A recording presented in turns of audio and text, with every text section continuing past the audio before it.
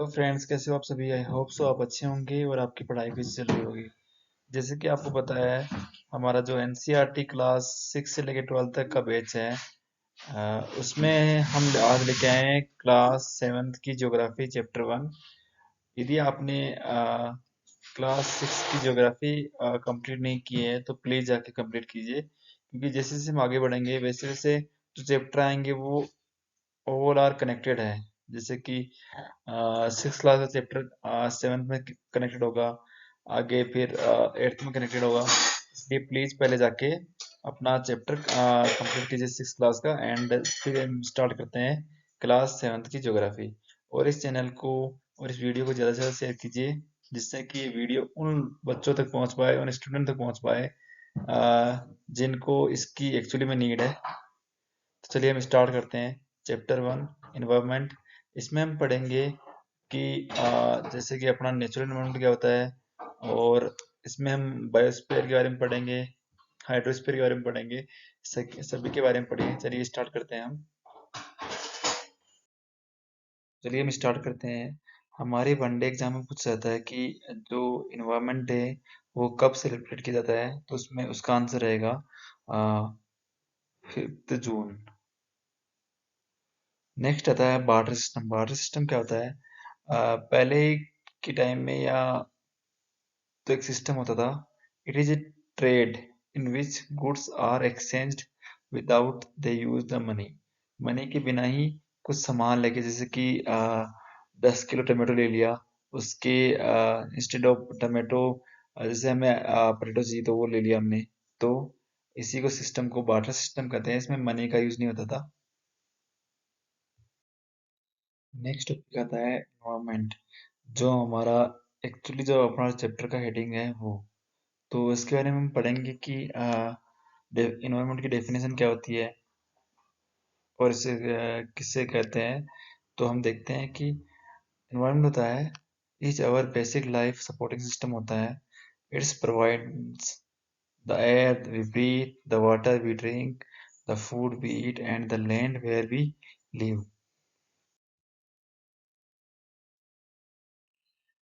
चलिए हम देखते हैं कि जो कंपोनेंट्स है ऑफ इन्वायरमेंट है वो क्या क्या होते हैं।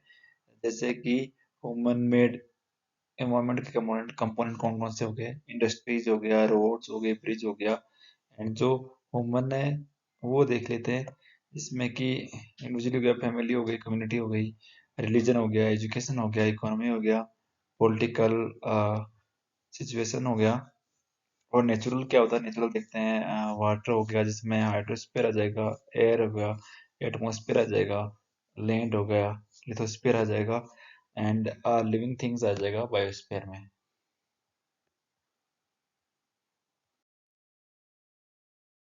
इन्वायरमेंट का ये एक एडवांस डेफिनेशन रहेगा: the place, people, things and nature that surround any living organism is called environment. It is a combination of natural and human-made phenomena. While the natural environment refer to the both biotic and abiotic conditions existing on the earth, human environment reveal the activities, creations, and interactions among human beings. Next आता है what is biotic and what is abiotic. तो biotic उसे कहते हैं the world of living organism, जैसे कि plants हो गया, एनिमल्स हो गया। अबायोटिक से कहते हैं the world of non living elements like land. Next हमारा टॉपिक आता है वर्ड है वो कहाँ से आया है? वो फ्रेंच से आया है और इसका मीनिंग होता है नेबरहुड। नेक्स्ट हमारा टॉपिक आता है नेचुरल इन्वायरमेंट्स। नेचुरल इन्वायरमेंट्स क्या होता है? Land, water, air, plants, and animals comprise the natural environment. We are familiar with the meaning of lithosphere, जो कि हमने क्लास 6 में पढ़ा था, hydrosphere, atmosphere and biosphere from our previous class. Let us learn some more facts about these domains. जो हमने class 6 में पढ़ा था वही हम उसके बारे में ही कुछ मोर फैक्ट्स पढ़ेंगे।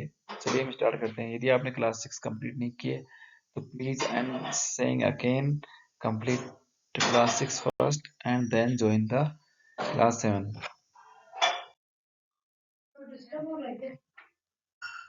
Lithosphere क्या होता है देखते हैं हम. Lithosphere is the solid crust or the hard top layer of the earth. It is made up of rocks and minerals and covered by a thin layer of soil. It is an irregular surface with various landforms such as mountains, plateaus, plains, valleys, etc. Landforms are found over the continent and also on the ocean floors. हम सोचते हैं कि landform ocean floor में नहीं होगी, पर वहां पे भी एक जहां पानी खत्म होता है तो वहां पे जो ओशन फ्लोर होता है वहां पे भी जो लैंडफॉर्म होती है उसको वो भी एक लिथोस्फीयर का पार्ट होती है.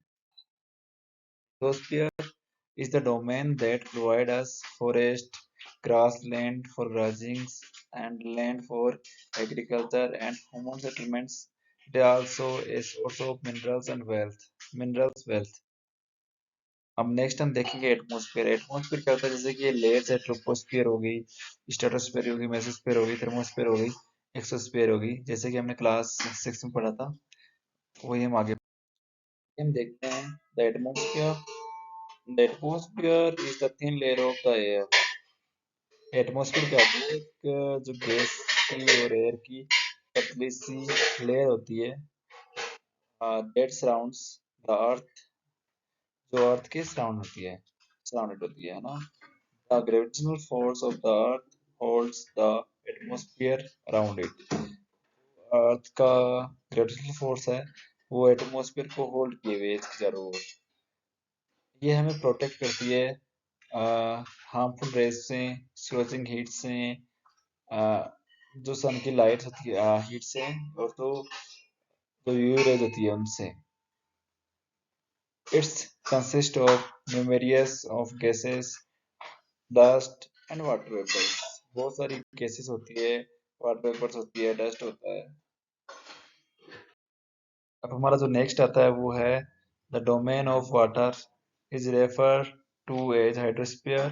It comprises various sources of water and different type of water bodies like rivers, lakes, seas, oceans, etc. It is essentially for all living organisms. Next आता है plants and animals kingdoms together make biosphere or the living world.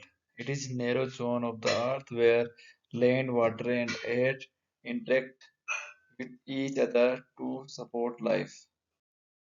जैसे कि हम देख पा रहे हैं ये जो है ये हाइड्रोस्फीयर हो गया, ये जो हाइड्रोस्फीयर हो गया and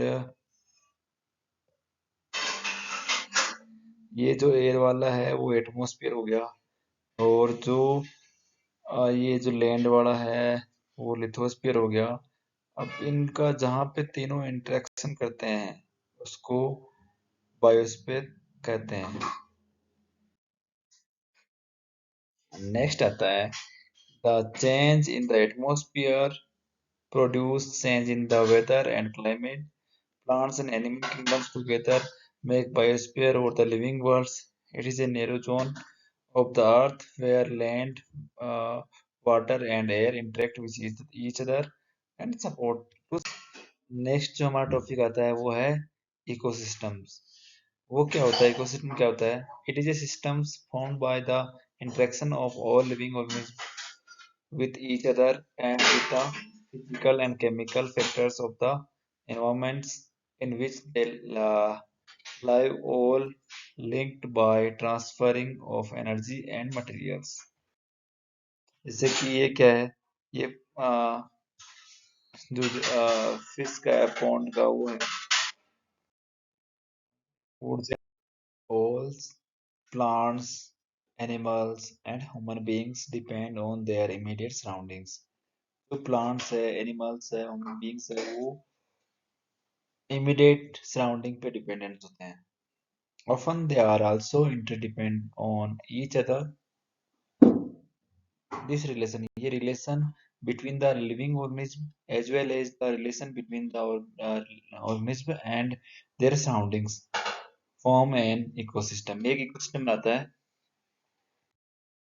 human environments, human beings interact with the environment and modify it according to their needs. Topic आता है ह्यूमन एनवायरनमेंट किसे कहते हैं, what is definition of the human environment. उसमें क्या होता है, ह्यूमन बीइंग्स जो होता है वो इंटरेक्ट करता है विद एनवायरनमेंट एंड मॉडिफाई करता है अकॉर्डिंग टू देयर नीड्स। पहले जैसे कि हमारे जो एंसेस्टर है वो क्या करते थे, earlier human beings adopt themselves to the natural surroundings. They lead a simple life and fulfill their requirement from the natural around them. With the time, needs grew and become very more. Humans learned new way to use and change environment. They learn to grow crops. वो सीख गए domesticate animal को domesticate करना उनको आ गया। they lead a settled life, वो एक settled life जीने लगे। The wheel was the invented, wheel हो आ गया, इन्वेंट हो गया था। Surplus food was produced, barter system वहां पे मर्ज हो गया था। ट्रेड स्टार्टेड हो गया था एंड कम, हाँ जो कॉमर्स है वो डेवलप्ड हो गई, ट्रेड एंड कॉमर्स डेवलप्ड हो गया था।